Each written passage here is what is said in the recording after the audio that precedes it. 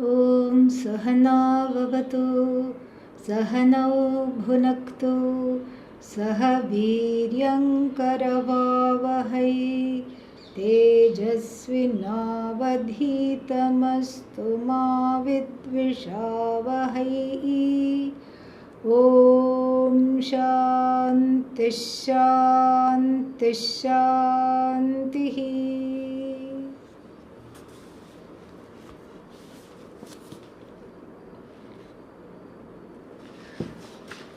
We are on section 16, subsection 15. Atha Brahmayakya Nirnayah in the Bodhasara. Okay, so Brahmayakya Nirnayah. Nirnayah means the ascertainment, the decision to do. To do what? What is called Brahmayakya.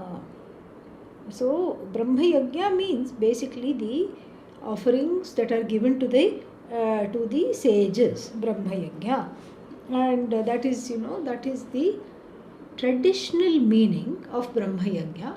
But here, as we know, we are taking the daily life of the sages, but with a little bit of a twist, in the sense that the author is making their own meanings for each and everything, and then bringing it all back to Brahmabhyasa, the being in Brahman, study of Brahman, etc., etc. So let us see what he thinks of as Brahmayakya. So Brahmayakya generally means invoking the sages, and the sages in the lineage, and offering oblations to them, and praying for their what is that called? Their brilliance to rub off on us in the Sampradaya. This is Brahmayakya traditionally. But here he has a different view. He has a slightly different view. Let us see what it is. And here he relies heavily on the Patanjali's Yoga Sutras, as it is clear in the next 3-4 verses. And so let us chant.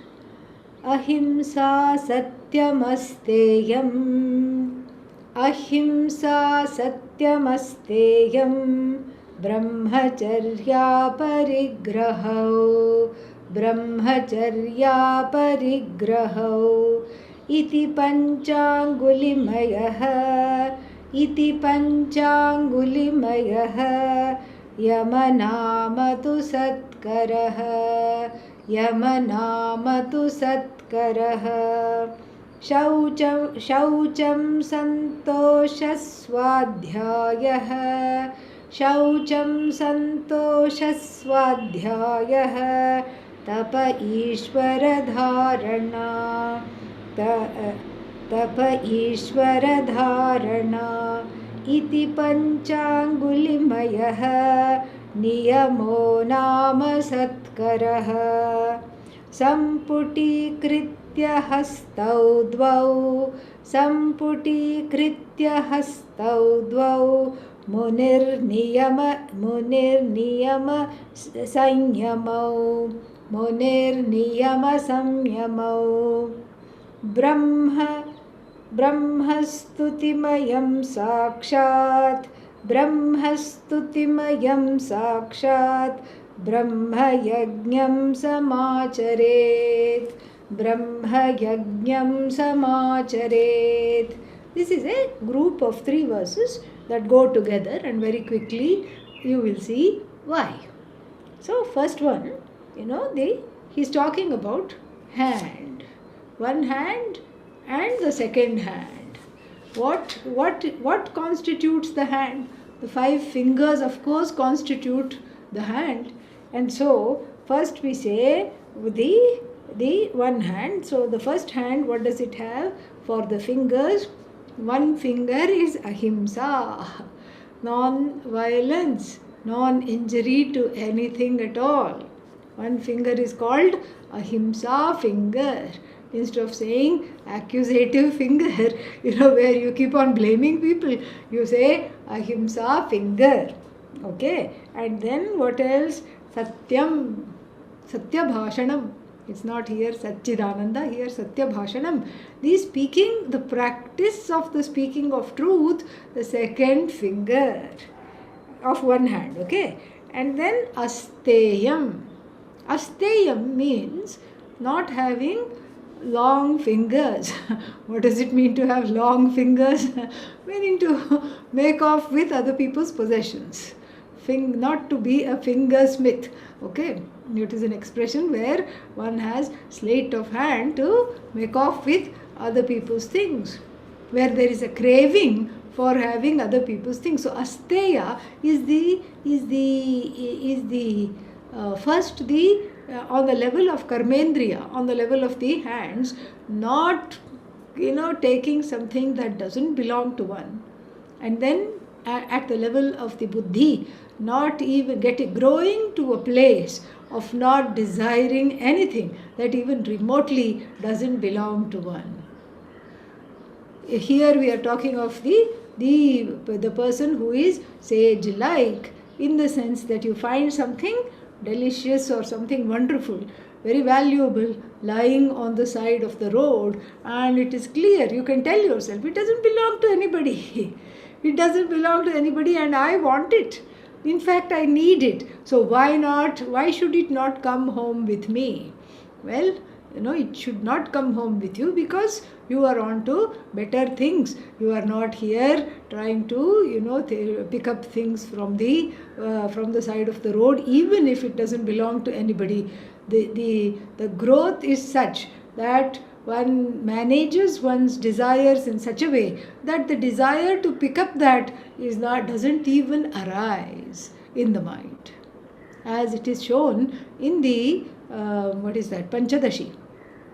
Panchadashikara says the following, says that if there is a gem lying in the middle of the road, this is in chapter 4, if there is a gem lying in the middle of the road, then what are the options?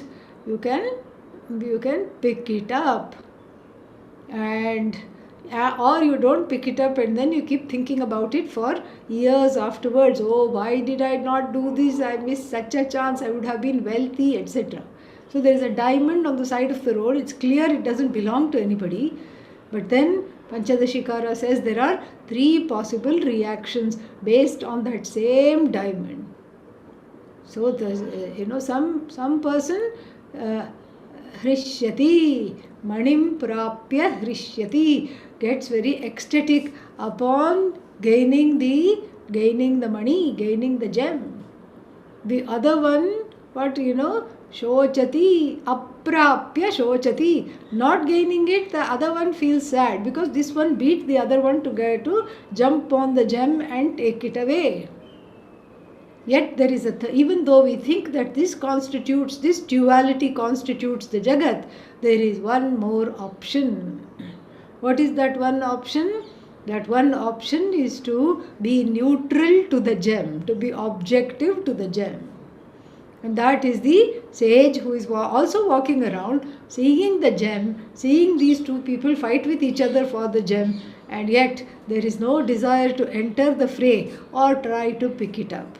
So this asteya must be understood at a very subtle level, because otherwise everybody reading this will think, oh, I don't steal anything ever belonging to anybody. So that may be true on the level of the organs of action, but on the level of the mind, the buddhi, also, not just because something is there, the mind doesn't run over time in trying to desire it, in trying to want it, in trying to gain it, in trying to manipulate it.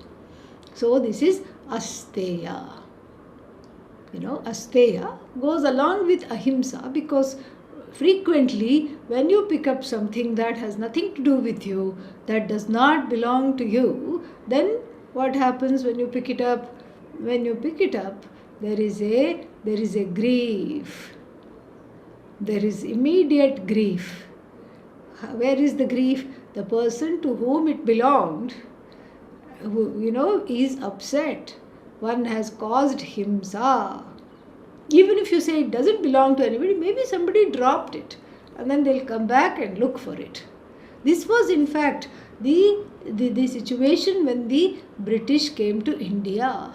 And when this Lord Macaulay writes, if you put a bag of gold, he says he didn't know what makes these Indians tick.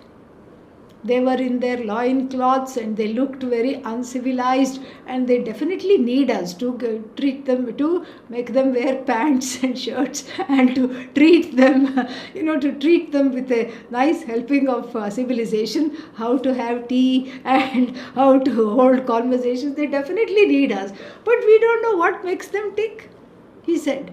And he also said, I have observed on numerous occasions, there'll be a part of, there'll be a sack of gold, somebody's, olden time wallet, like a little potli, like a little, bag of gold, lying in the middle of the street. And he would say that 3 days would pass at the most, because there would be traffic and everything, horse carts, bullock carts, everything would be there. And so therefore, so that the traffic is not impeded, one good Samaritan would put it on the side of the road. This was India, okay? These were the values. This is all coming from Yoga Sutra. Patanjali's Yoga Sutra. There was no desire to take it, because the idea is, okay, obviously somebody is not going to keep all this on the side, in the middle of the road, just for like that. So obviously it belongs to somebody. They may come back for it. So that is asteya and ahimsa. You see, each of these values are connected to each other. So there is asteya, not wanting, aparigraha, not wanting to get something that doesn't belong to you, obviously. But then there is also ahimsa, because in letting it be, I have spared somebody of anxiety and grief. Maybe it fell off their chariot. Maybe they were going somewhere in a hurry. Then when they come and look for it, imagine the joy and the relief they get. Maybe it was savings for their child's wedding or something like that. Or so this way, the ahimsa, see, each of these are connected to one another. And this was the foundation. This is the foundation upon which the Sanatana Dharma, the civilization, rests, really. That's what it is. You don't have any business picking up something that doesn't belong to you. And that value is connected with Paramo Dharma. What is Paramo Dharma? The ultimate Dharma, which is Ahimsa. Ahimsa Paramo Dharma. And so that Ahimsa means not causing any, what's that word for it? Any agitation. Not causing any agitation at all, at any level, to anybody. And so this is what the teaching is. Very, very beautiful. And so therefore we have to appreciate how these two are connected. Ahimsa also means not just violence, because that again somebody can say, I am leading a life of ahimsa, I don't cause violence, I have not committed a single murder that I can recall, and I haven't injured anybody, at least willingly, intentionally. So I am practicing ahimsa. Ahimsa is again has a very subtle aspect, because as you grow in this value, it becomes more and more and more subtle. How does it become subtle? Because ahimsa is not only seen as non-violence or non-injury, but it is seen as the what is that called? It is seen as the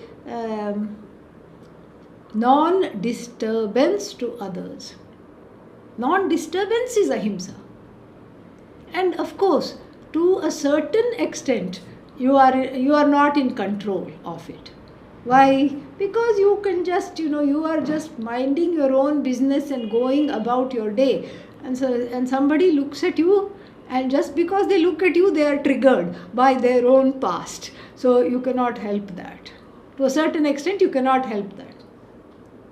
But to the largest degree that you can help that, you learn to move in the world with a kind of a grace that you command, that you cultivate, so that nobody else is disturbed as much as possible.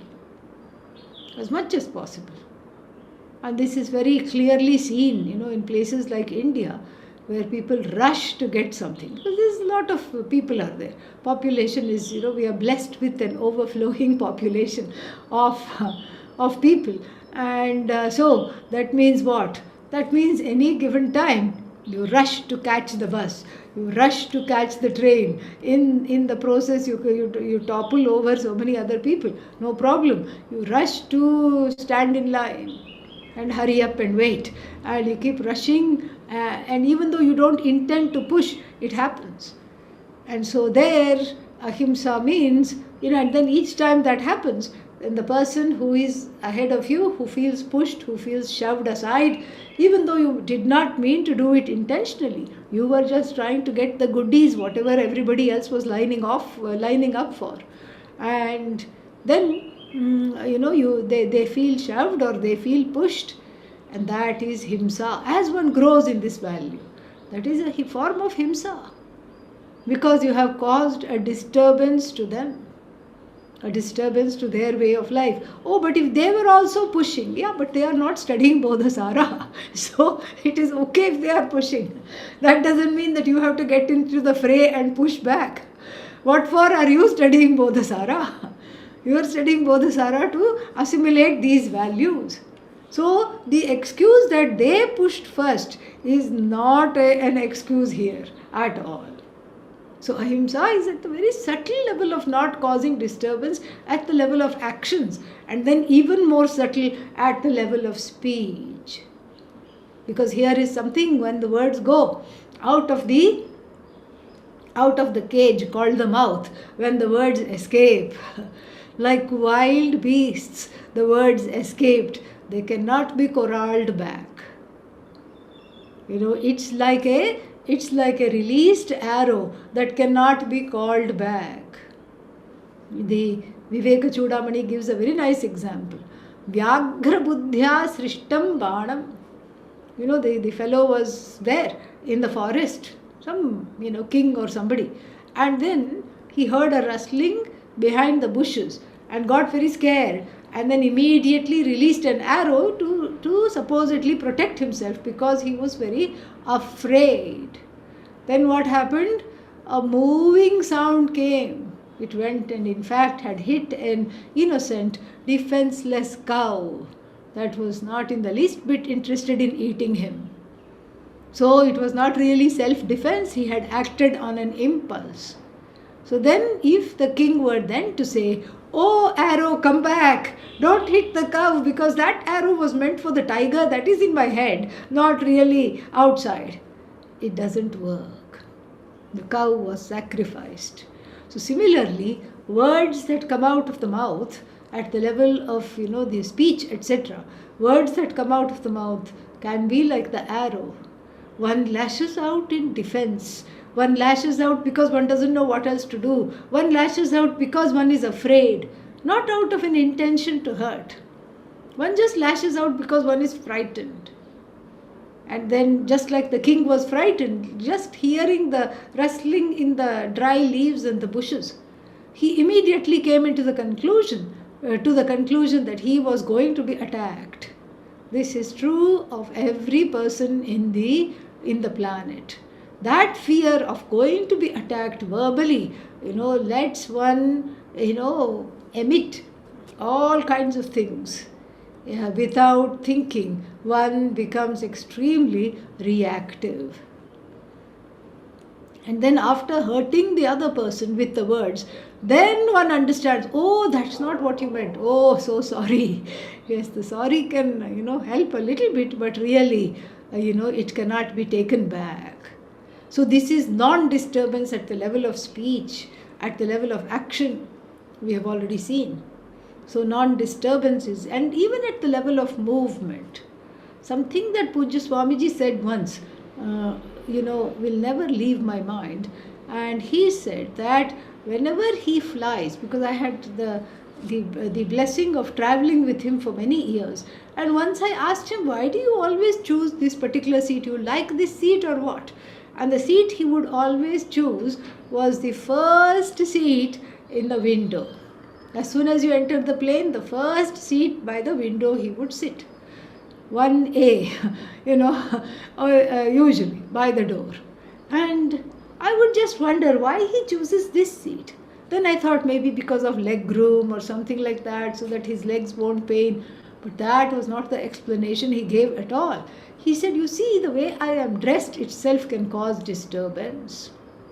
And if I walked somewhere to the back of the plane, or if I walk somewhere even a few rows down, then people will stop what they are doing, they'll stare, they may get suspicious. This is all in America. Because they're not used to sadhus, they don't know what they look like, they don't know, that there is such a thing.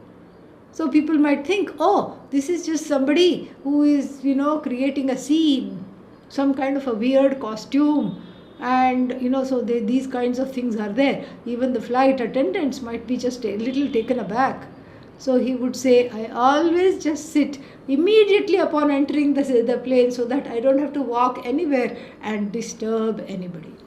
So this is a subtle understanding of ahimsa, subtle commentary on disturbance. So beautiful, very, very beautiful. And so this has to do with one's demeanor in the world, the way one carries oneself. This is a walking ahimsa murti, an embodiment of walking ahimsa, an embodiment of talking ahimsa. That's why we have all these other injunctions, satyam vada, priyam vada. Speak the truth always. And that is, we are now getting into the third value, ahimsa, asteyam and satyam. Speak the truth, but then it is connected to ahimsa. So therefore what? Speak it in a way that is beautiful. Priyam vada. Speak it in a wonderful way. You can say the same thing in a way that is not hurtful. Instead of saying to somebody, oh, you've always been very careless, and I see now that this carelessness is growing and it is getting out of hand. That is hurtful. So you can put that, in a much more contemplative manner that gives the person a little space for thought. That is, if you are responsible, if you're talking like this to a teenager or something like that. Have you tried deep breathing? Have you tried mindfulness? Have you tried just slowing down a bit? You look like you're in a tremendous hurry and it looks like you're stressed. Are you stressed? You ask them instead of saying this.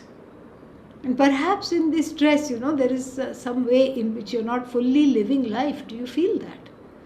Do you think you can use some space to just sit and be? What is coming in the way? These are ways in which, they themselves start thinking about their lives rather than you trying to tell them that you're, passing a judgment. You are so careless and you're getting worse. So like this, so satyam vada, priyam vada.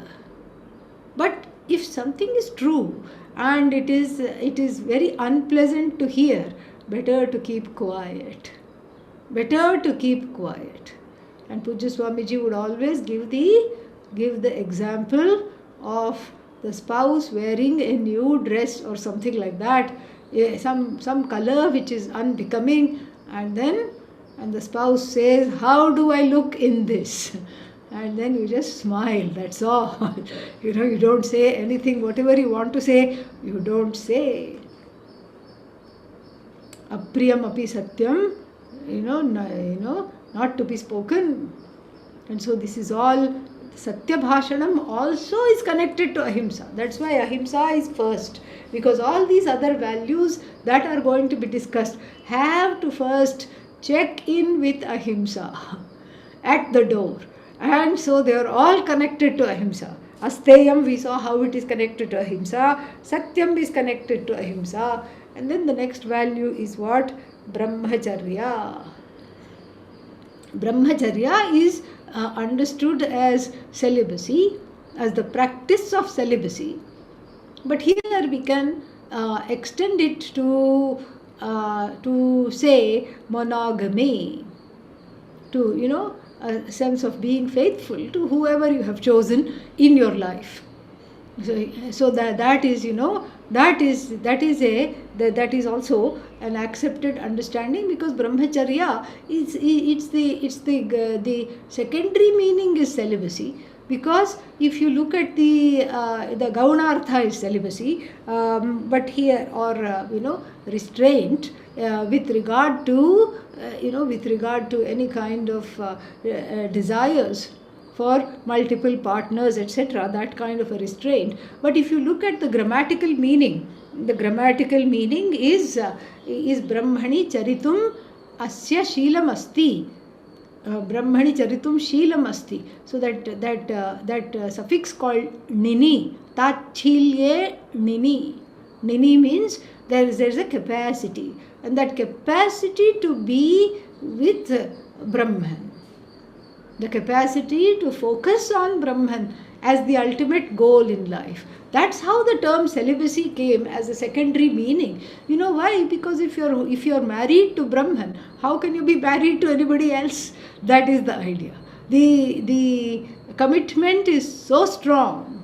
The commitment to the fire of knowledge is so very strong that you don't have time for anybody else. And so therefore it is an act of ahimsa to not get married or to not have some kind of a partner, because what kind of a life are you going to give them? Not, okay, shall we go see a movie? Not today, honey, because I have Bhashya class. How about tomorrow? Not tomorrow, honey, because I have Bodhasara class. And then what else?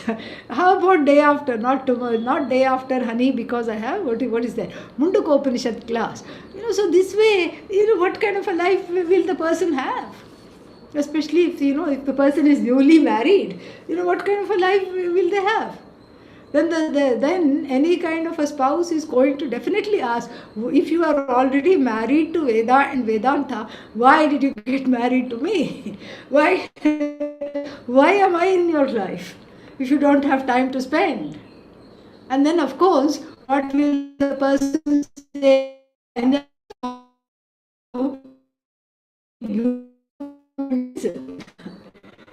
then that person will say to you, this is the thing. And so so brahmacharya, second, the predominant meaning is basically to be totally committed on Brahman, and the secondary meaning therefore is celibacy, in the sense that why would you put somebody else through your life of ego energy and what else, whatever else you may have going on, ego energy and I rik a og. If you don't know what I'm saying, consider yourself spared. Okay, yeah. So all these Paninian sutras and everything, why would you put somebody through that? Why on earth would you do that? Because they think, so this is again connecting back to ahimsa. See how beautifully it is all connected to ahimsa. So brahmacharya is also defined from the standpoint of ahimsa.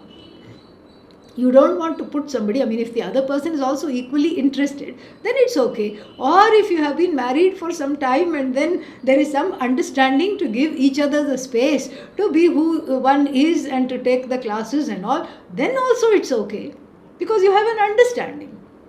But just to, what's the word for it, just to lay this upon the person, is not very, it can backfire, really.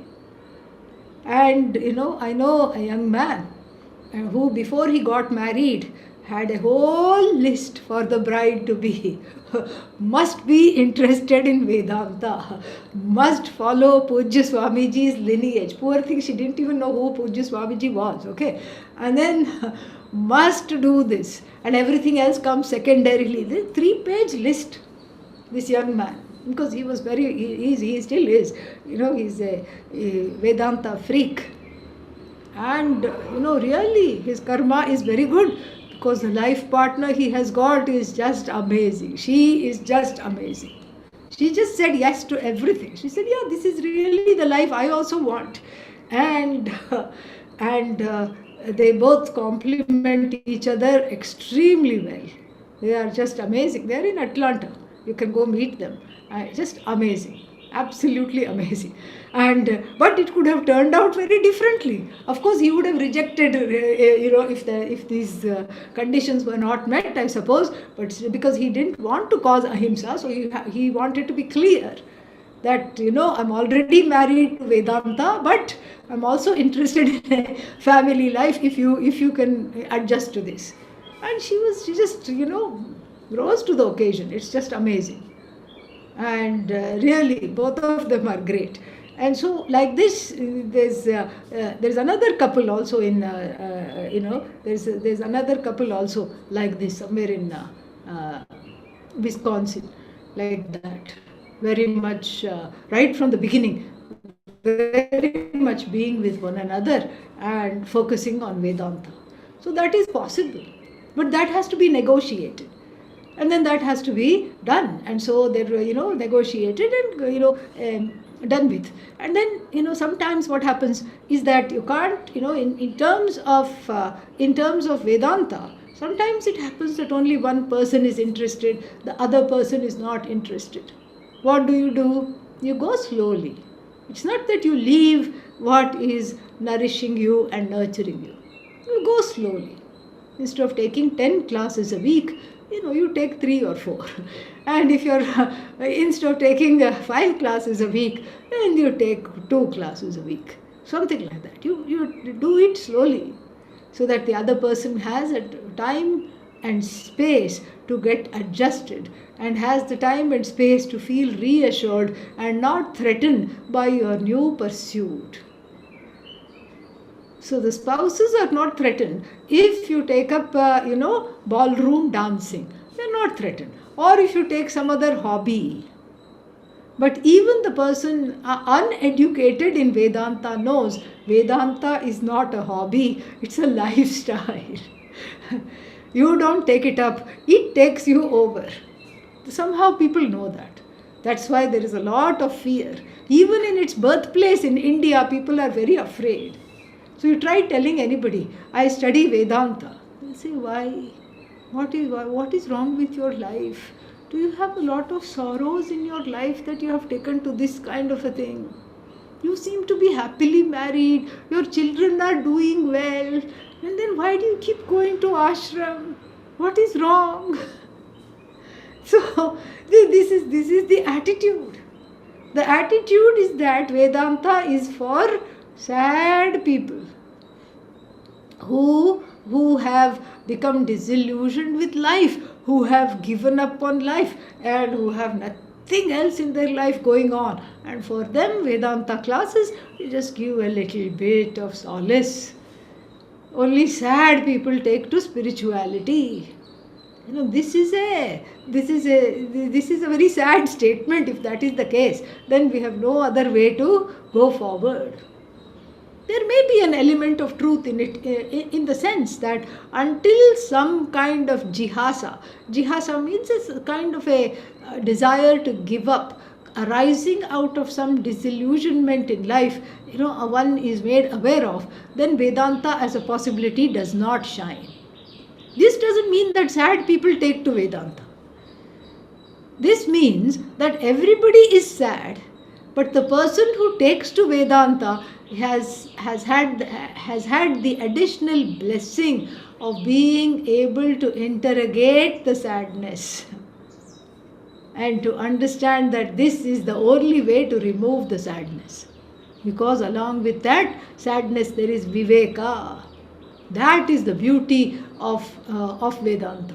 That is the beauty. It's not that sad people take to Vedanta.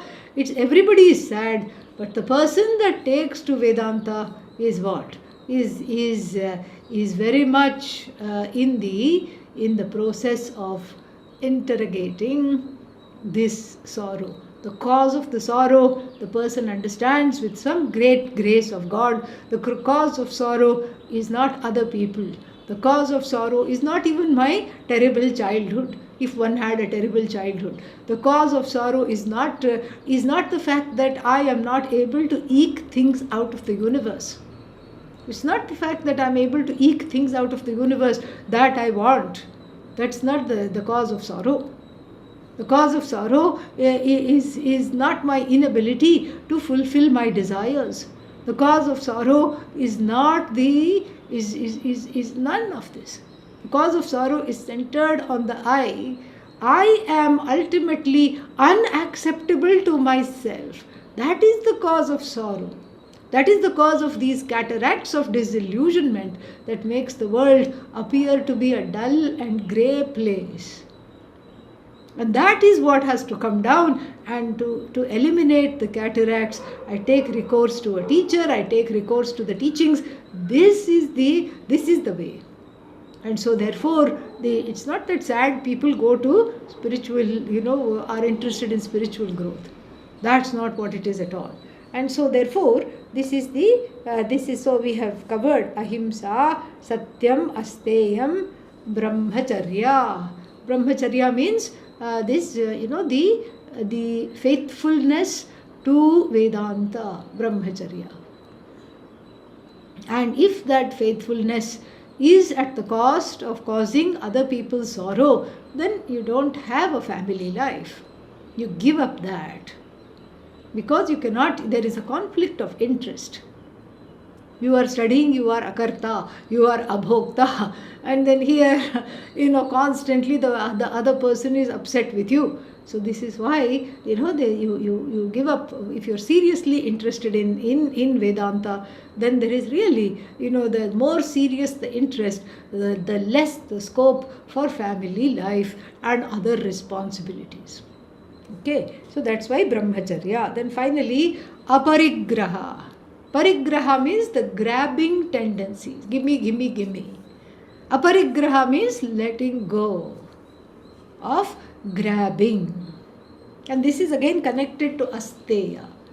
So aparigraha is a subtle form of asteya. Asteya means not stealing, non-stealing. Aparigraha means not desiring to get anything, not grabbing. Even if there are what is called in America freebie.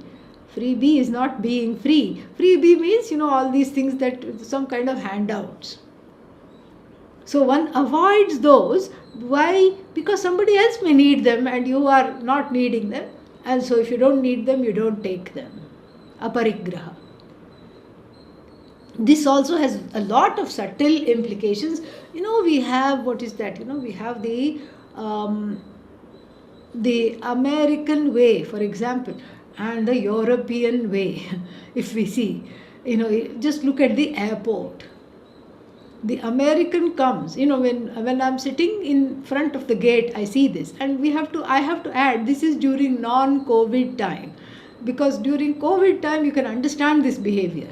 So the American comes with 2 carry-ons and then sits in the middle seat and then puts 1 carry-on this side and 1 carry-on on that side, claims this is my personal space. I'm occupying only 1 seat, but I put a little barricade around myself, and then immediately I say, I deserve, this is a sense of entitlement, I deserve this much space. And then if you don't have a place to sit, stand. What do I care? You can stand, you can feel free to do whatever you want. You can go somewhere else. If there is no place, stand. In any case, you're going to board the plane, so just stand. Don't worry about it. But if you go to Europe, if you go to any place in Europe, that's not how it is. You don't take up, you keep the things on the floor. The seat is not for your, carry-ons and your kit bags and all these things. The seat is for the people, not for inanimate things that you put there and then you occupy a whole row just because you can. And once I saw, I was somewhere waiting for my flight, and then I saw in Amsterdam airport, I saw that the American came. You could tell it was American, the way he walked, the way he sat, put all these things and reserved the things. And then the person sitting, another person too, a couple came. And there were 2 seats available, but they were taken up. And then they said, is anybody sitting there? And the American shrugged the shoulders. He said, no. And then he said, and they just, said, can you please remove? And then, put this down. And then, and the American said, you can find seats over there. And they said firmly and politely, I want to sit here. Our gate is here. I would like to sit here. And the wife had some mobility issues too. She was using a cane. And so, this is what it took for him to slowly and very grudgingly, very resentfully remove the things. This is parigraha. Parigraha. Another, this is parigraha means in a sense we can take it as overconsumption. Another thing I see constantly is that, you go to some kind of a, what is that called? Self-service restaurant. And then you get your food and you're supposed to get a spoon, a fork and some napkins. There are plenty of napkins. And the person goes and grabs a whole packet of them. The person is one person, single person eating. Why do you need 50 napkins? And each napkin is connected to a tree, connected to water, connected to clouds, connected to the earth. So much resources, not to talk of labor. In each napkin, if you look, you see the clouds from where they came. You see the trees of which they are made. You see the earth patiently bearing the weight. You see the water which nourished the tree. You see the seed that made another tree. Unfortunately, you also see the axe that cut down the tree so that you can have something to wipe up your face with. But then the person will grab so much, but then there is no place to even take it, and then leaves it there, or worse, puts it in the waste basket. In the waste basket, and then goes away. This is all airport behavior. Very troubling. Aparigraha is mindful consumption. You don't mindlessly consume, give me this, because it is here, I am entitled to it. This is not, we can't even call it Pashu Buddhi, because the Pashus, the beasts also, they stop eating when they are hungry. They don't overconsume. And so this is aparigraha. So these are the 5 fingers. So this constitutes one hand. Iti panchanguli mayaha. In this way, panchanguli means panchanguli mayaha. Pancha, 5, anguli, fingers. Mayaha means filled with. This kind of a hand filled with these kinds of 5 fingers, Yamanamatu Satkaraha, is the hand called Yama, is the right hand called Yama. Why is it called Yama? Because in Patanjali's Yoga Sutra, the 5 values going under the name of Yama are these 5. Ahimsa, Satyam, Asteyam, Brahmacharya, and Aparigraha. See what a nice thing it is. So if these constitute the fingers, if you think of this finger as Ahimsa, this finger as Asteya, then this is an invitation to move mindfully through all this, to move very, very, very mindfully. Okay. So this is one hand, and then of course you can't leave it with one hand. What is the other hand? Shaucham, one finger. Santoshaha, another finger. Swadhyayah, third finger. Tapaha, fourth finger. And the 5th finger, Ishwaradharana. So those are the 5 fingers called Niyama. Niyama is another technical term in the Patanjali Sutras constituting these 5 values. So let us look at them. Shaucham. Shaucham means purification, cleanliness. Not living like a slob. That is one thing, because what is outside is within. What is outside is inside. So if your living surroundings are chaotic, unkempt, and I should add, and you are no longer a teenager, these 2 things we have to add. If you're a teenager, theek hai, you're exploring yourself in certain ways, okay, live like an animal, doesn't matter. But if you are no longer a teenager and and you are living like this, then there is no invitation to have certain inner tranquility. The peace of mind that you command is very much connected to your circumstances, to your external circumstances. And even though, yes, we say everything is within and the yogi is unmoved, the jnani is unmoved, whether living in a chaotic situation or whether living in a peaceful ashram, the jnani is unmoved, the yogi is unmoved. If you say that, then theek hai, that's fine. But here we are not talking of yogis or jnanis. We are talking of yogi wannabe, jnani wannabe. That is what we are talking of. And so, therefore, and also, even though the jnani is unmoved, you don't find jnanis living in the middle of a busy street. That's why the ashrams are all on the outskirts of towns.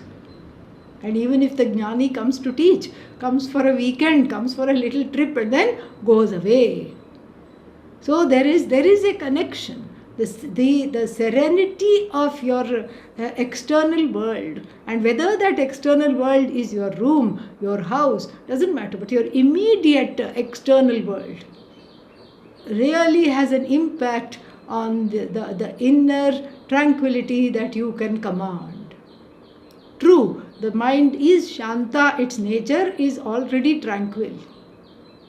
But because it is in a nascent stage of spiritual growth, then it comes under the spell of getting affected by what it sees. So if one lives like a pig, then that is exactly how the inner temperament will also be. Although pigs seem very peaceful, not to insult the pig here, but basically you get the idea. So the inner temperament, the inner shaucha and the outer shaucha are very much connected, both ways. So first we talk about outer shaucha. You talk about your own, surroundings. Everything is picked up and neatly put away. Now the what is that called? The tiny house movement is all a rage. Okay, everybody is trying to live in a tiny house because this is, and there is a certain allure to it, especially if you're a sadhu.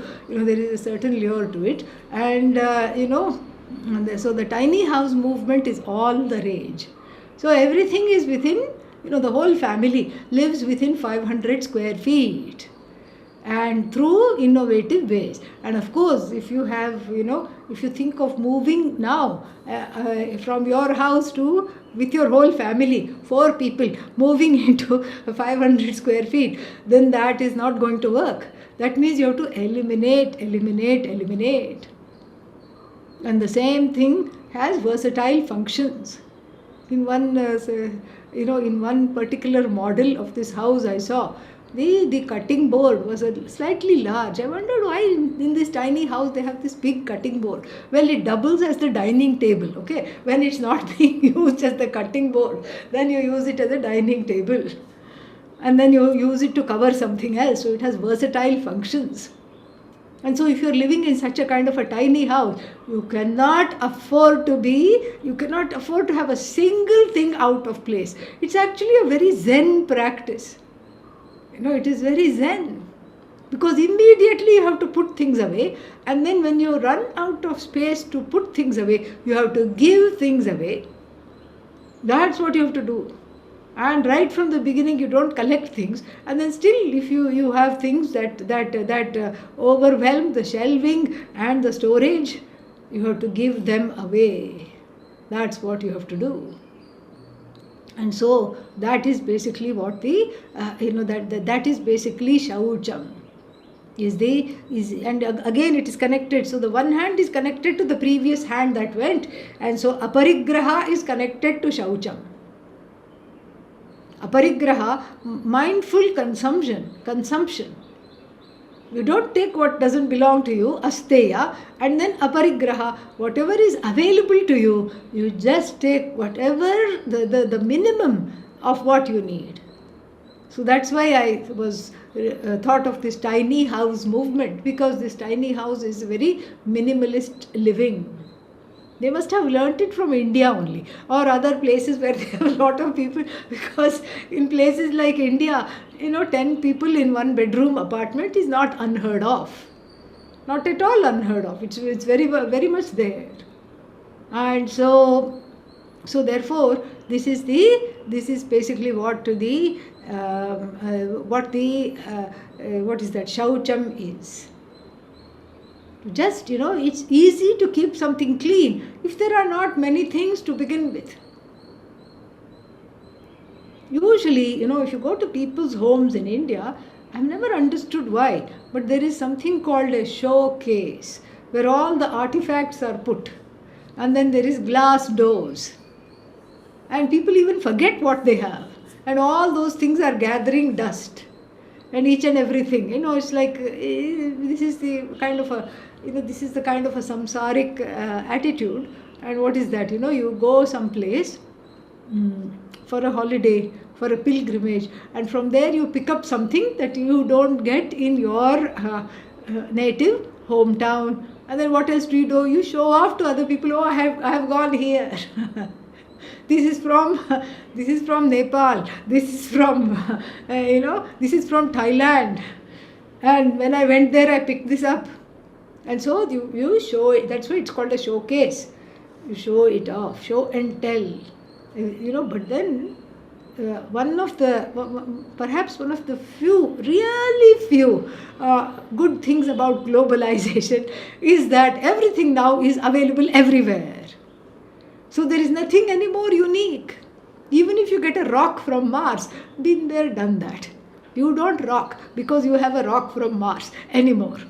Because you see in the papers, oh, this child was playing with a little stone and then it turned out to be a meteorite, and then suddenly it was very valuable. And then, everything. Now there is a certain sense of, surfeit because of this globalization. Everything you ever thought of is available everywhere. And then you don't have to get something and put it in the showcase anymore. See, I'm helping people to have shaucham, okay? Yeah. So, you don't have to get anything, because now there are also certain, what is that called? Abstract things that you can own without really it occupying space. They are called NFT, non-fungible tokens. Don't ask me what they mean, but it's like you like a piece of artwork, okay? And then, so that artwork has been copyrighted by so and so because they made the artwork. And that artwork is available. You don't have to any longer bring home the canvas and then make sure that it is restored properly, it is there. You don't have no headache. And then you have to insure it from thieves. No such headache. Because you just own the NFT. You own the abstract notion of the painting, which is there whenever you open the internet. It is there for you, but then it doesn't need to occupy space. Shaucham, see how nice. And then expensive form of shaucham, but I never said it is cheap. And so these are new things. New things are coming. new ways of making money, I suppose. But then, you can just sort of say that this is a kind of an example of shaucham. And so therefore, these non-fungible tokens, meaning they are not really, you don't really own the artwork, you own it, but without really owning it. So instead of going and trying to pay for it, you can just look at it online and appreciate it. Okay, that's the next level of growth.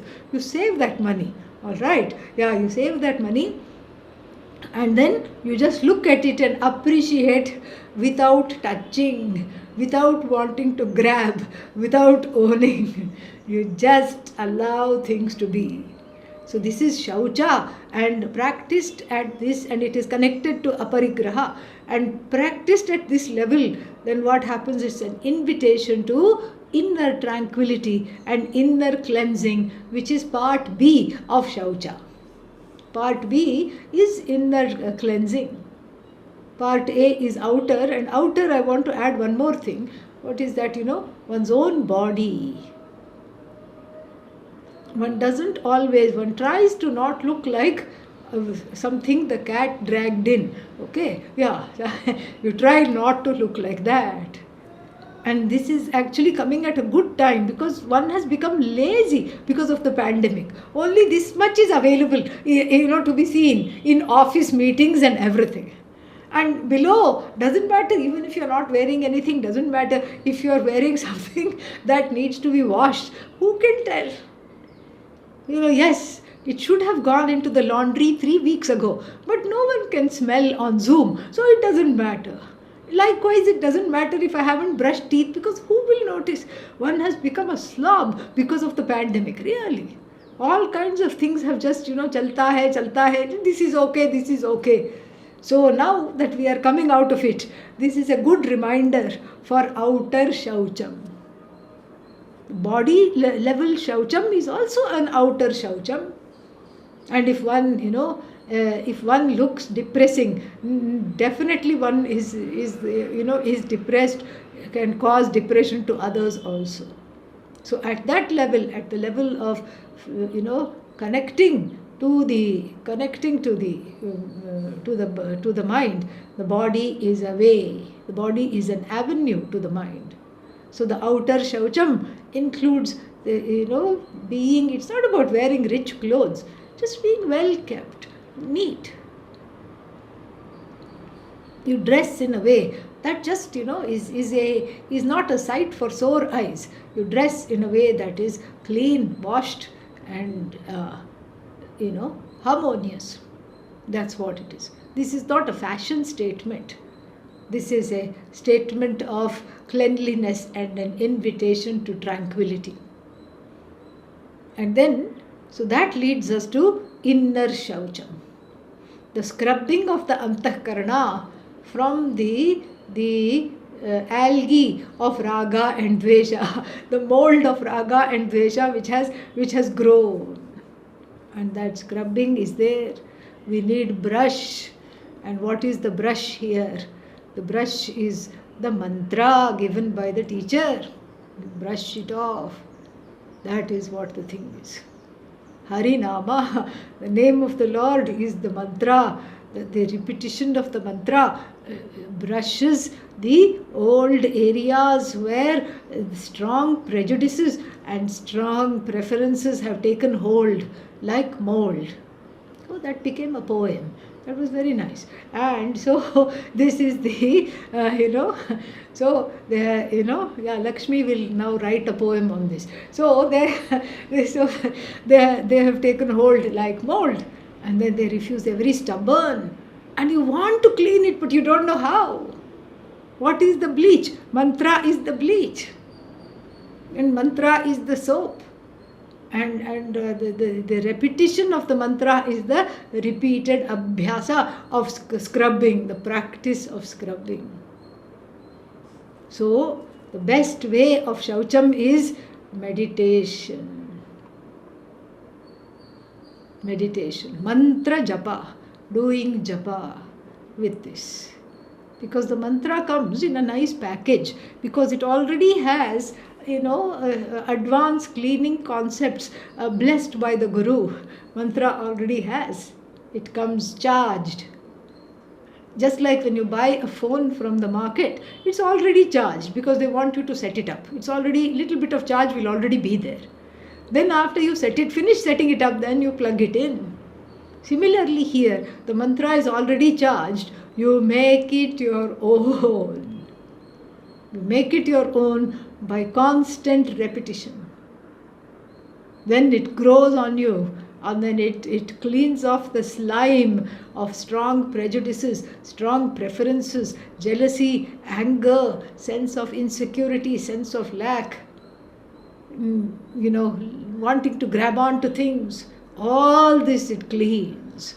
And so that is inner shaucha.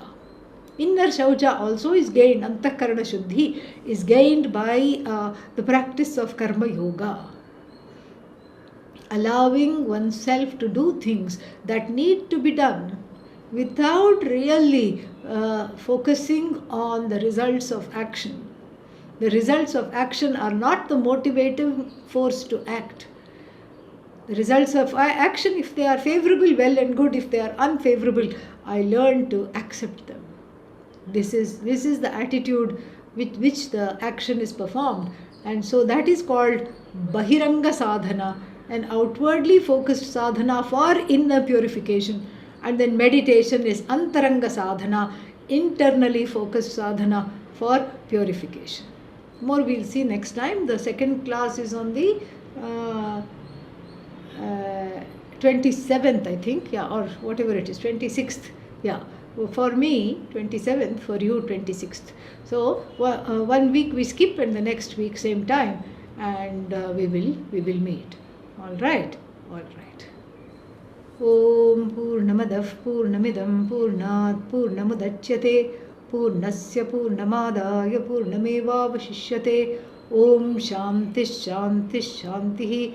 Harihi Om. Shri Gurubhyo Namaha. Harihi Om. Thank you.